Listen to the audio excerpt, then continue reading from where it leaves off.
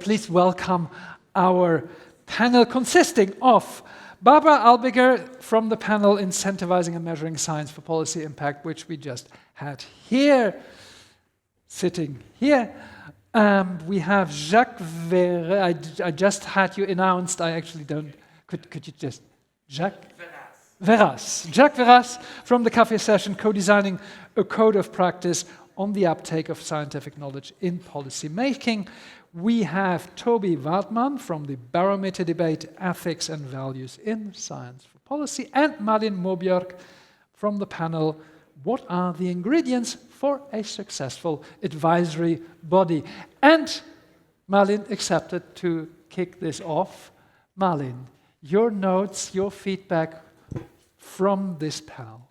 Oh, thank you so much. And we had a very rich conversation, and the topics circled around this. What are the ingredients for the successful advisory body?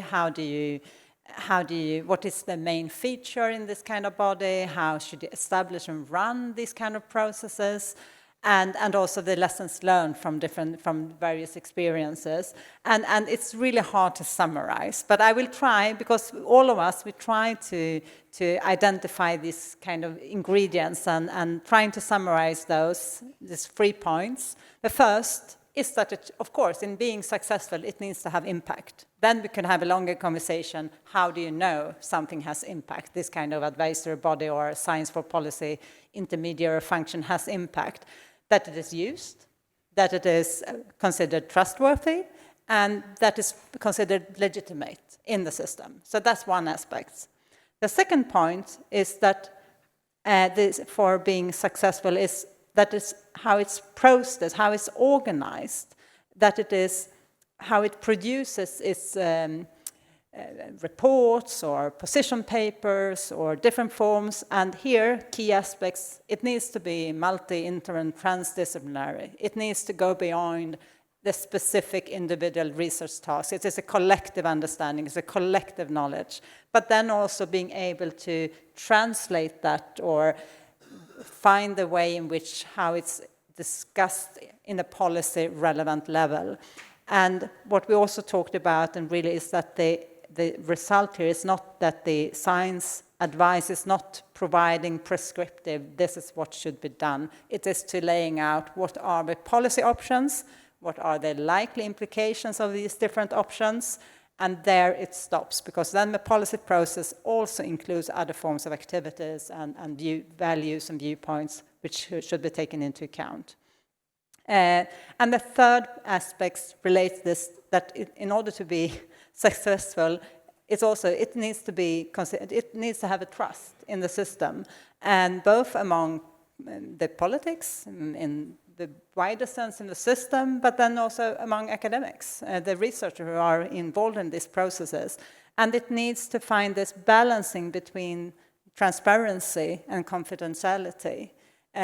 Some aspects are more or less more on confidential matters, but at the same time, it needs to have the transparency on how it's worked, what is produced, and so on.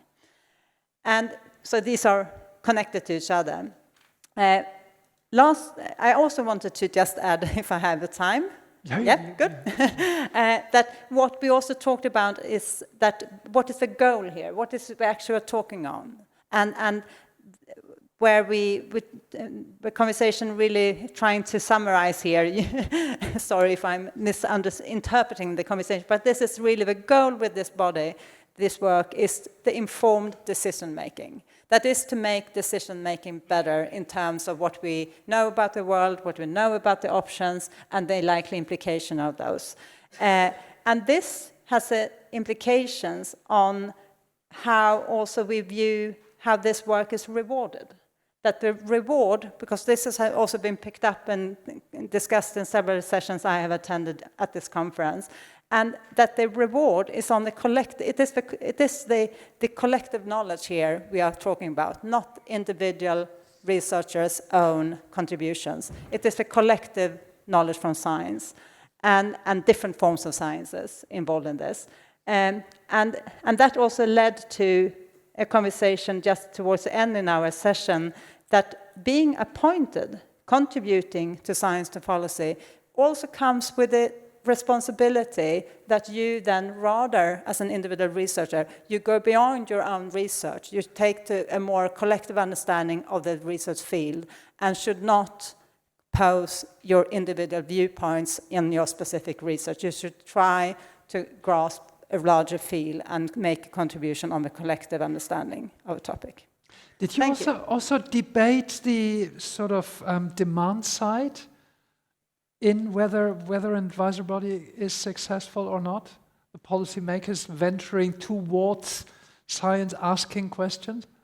That this kind of body needs to have an ongoing conversation both towards the policy making, understand the needs and the interest in the policy making communities, and then move back to also finding these interfaces between the policymaking and the academic research. So it has this mutual exchange role, and also to carving out what are the key questions here, what are the concerns you would like to receive explored in a more in-depth study. Thank you very much. Toby volunteered to be the second here, and there is, in your barometer debate, it was about ethics and values in science for policy. I think there were several questions this morning about exactly this question of ethics. So what did you debate? And I just find out you moderated the sessions and you're reporting from it. Yeah, I didn't volunteer to report, but all the speakers were unavailable, unfortunately. Yeah. So here I am nonetheless. Thank you so much, really. We had a very interesting session. So the barometer debate format, basically the idea is that we threw controversial statements at the speakers and the audience, and we got them to vote how strongly they agreed or disagreed with those statements. And then we let the debate kind of run and see what we settled on. So I will let you just tell you what the 4 controversial statements were. The first one was the following: science advisors should present scientific evidence and uncertainties only. Interpreting the evidence should be left to the advisee. The second controversial statement was, if the politicians ignore my advice, I have a duty to speak out publicly. The third statement was, different stakeholder interests should be represented by scientists within science advice organizations. And the fourth and final statement, it's my duty as a scientist to advocate for the changes in society or in policies that my assessment of the evidence indicates are necessary. So, I mean, it didn't shock me, it won't shock you to learn that we did not kind of finally settle any of these questions. They were all deliberately difficult and divisive. We couldn't even agree if a hot dog counted as a sandwich, actually, during the course of our discussion. But we did manage to pull out a few key themes from the discussions of all those questions, which I have jotted down here. There were 2 points that came round again and again.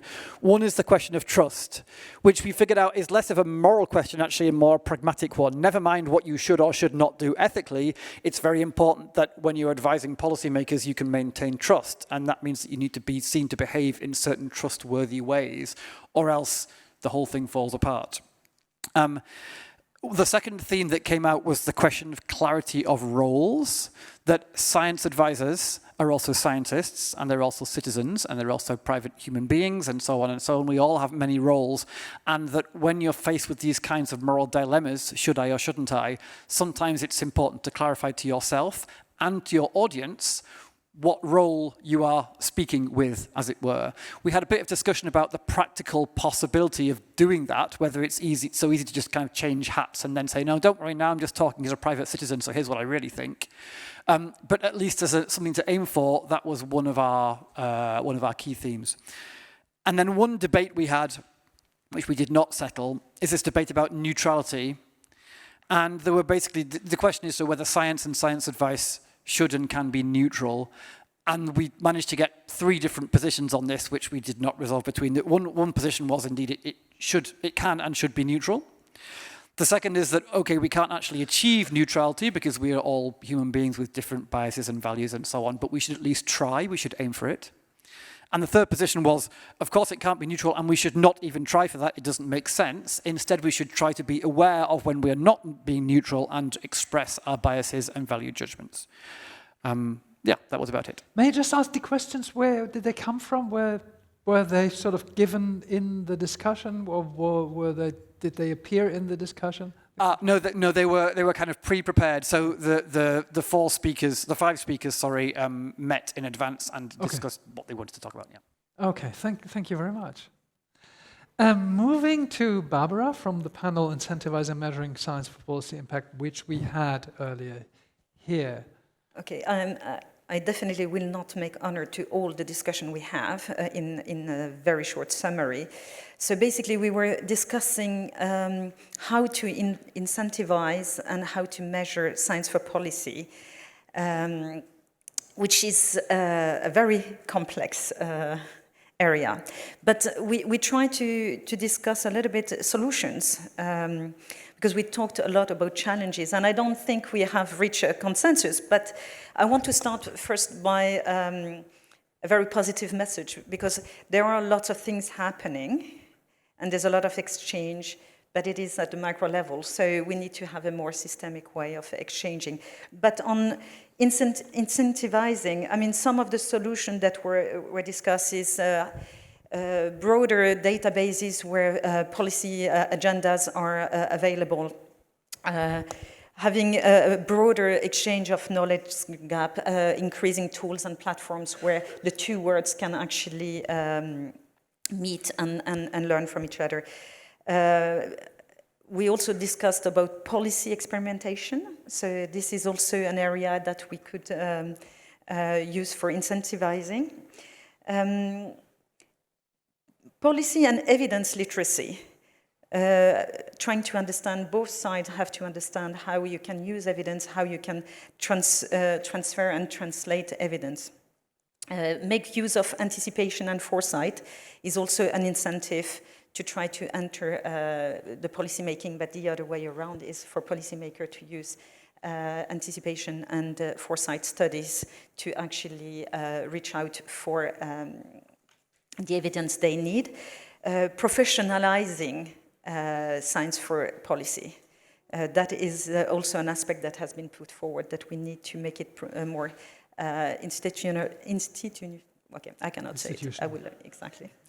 That's the problem when you're not a native English speaker. And then we had one speaker that put forward that there is a competency toolkit that's very valuable, provided by the GRC to actually learn how to assess yourself and into the skills you need to do science for policy. When we come to measuring, which is a big philosophical debate, and it is very vast and it's very difficult, there's been a lot of discussion, and mostly the same discussion we have had for the last 2 days on how to use indicators and the metrics, and which is the system of the past, but we cannot completely ditch it either, because we still need to have something that we can build on.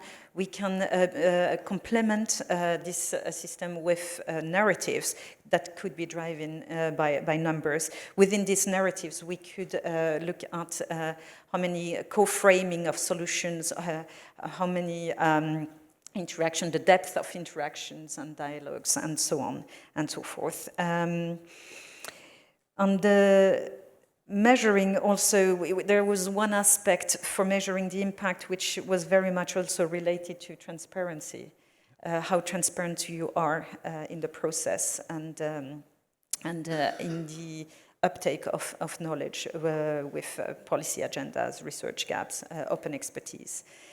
And I think I stop there. And if any of my co-panelists is in the room and wants to add something, I welcome their input as well. Anybody wants to add something?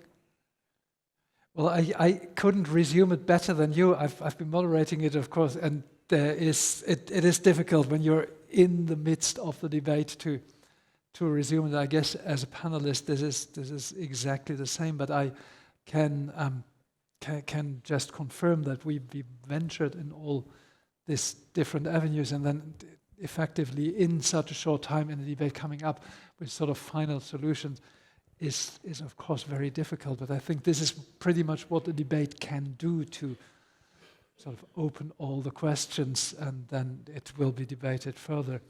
Barbara. One thing I can just Yes. add is we had another discussion after the panel with just the panelists that were Yes. here, and we just thought that maybe the missed opportunity we had was to actually take examples, more concrete examples, good examples where it has been successful. So this would be for the next session or the next conference. And definitely for me as a moderator, message taken, more examples. Jacques, for the cafe session, co-designing a course of practice on the uptake of scientific knowledge. Yeah, thank you, Olaf. Making. Ladies and gentlemen. Yeah, discussing is human, isn't it? And when we meet with knowledgeable peers, let's call each other like that, discussions take off. And it was, from my perspective, looking towards the tables that were in vivid discussion, it was a pleasure to see how much engagement there is. And very much the same themes as we have already heard came from the tables that we discussed. What we did was not just a discussion, it was also mapping the forthcoming code of practice that the European Commission wants to bring forward. A code of practice for those professionals, those individuals who are involved in bridging the policymakers and the scientific communities, the knowledge brokers between the research community and those who make policy, the science advisors, so to say. What should be in that code of practice? What issues should we cover? And there's, I could say there are 7, beautiful number, 7 major clusters, yes? The first on my list here, it's random, it will not be like that, Olaf, no. But a time frame. There's different time horizons towards which science advice has to be delivered. And science advisors and their systems around them and the communities should be able to deliver. Obviously, if there's a crisis, it has to be go fast. Postmodern science is, the facts are uncertain and the stakes are high, but still you have to deliver something actionable for the policymakers. That makes sense. So that aspect, the time frame, has to be addressed in the code of practice. And then the next big chunk was, the biggest I think, was what is referenced as criteria. But it is much more. It is also about principles and underlying ideas. Trust, we have discussed it many times, of course, and independence of the process, of the advisors, of those who are involved is very important. And also that you can make it credible, of course, for those who receive it and those who are taking note of the scientific opinions. Yeah. And then the stakeholders. There are many stakeholders involved. Obviously, the scientific community and the policymakers, but the whole gamut of people in this periphery. And those stakeholders should have roles. It should be as clear as possible to be credible in what roles we attribute, what functions we attribute them in this science advice process. So the stakeholders have to be part, the description of stakeholders, of the code of practice. And then, of course, it's very central, science. What kind of science are you going to, yes, obviously. What kind of science are you going to refer to? For the science advice mechanism of the European Commission, we always say it should be published and peer-reviewed science. But sometimes it is not there, so we have expert elicitation, which is a very different form of getting the science towards the policymakers, of course. But what criteria are you going to impose on the science that the science advisors are going to use and deliver to the policymakers? That is absolutely something that the code of practice will have to cover. And then I have said science, but it is also the scientists. Who are the scientists that are involved? How do you reach out to the scientists? Fortunately for the European Commission, we have SAPEA, this vast network of European science academies who we can always very dependably, by the way, address to get us the scientists who are knowledgeable about the science that we need for the science advice process. Certainly something we have to cover. And then the expectations, who expects what from whom? It should be clear. The policymakers, they won't have, what do I have to do, what do I have to say? Normally, it will not be formulated in such a way.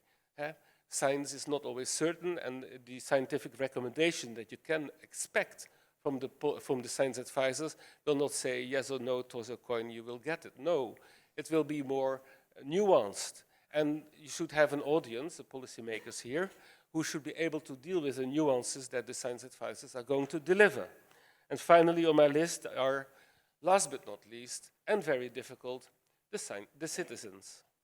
The citizens are a very important community, not just because policymaking is for them, but also because they are a source of information.